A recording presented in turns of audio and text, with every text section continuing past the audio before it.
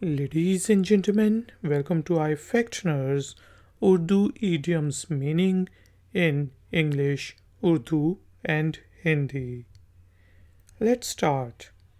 Today's idiom is गेहूं के साथ घुन पिस जाना.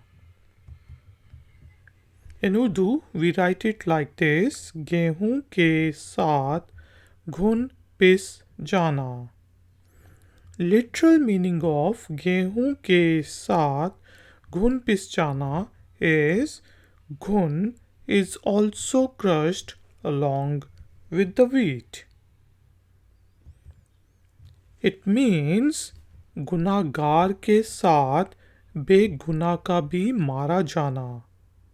That is, an innocent being also punished along with the sinister. Let's make a sentence using गेहूं के साथ घुन पिस जाना. In Urdu and Hindi, we can say police मुकाबले में चोरों के साथ साथ एक शहरी भी मारा गया.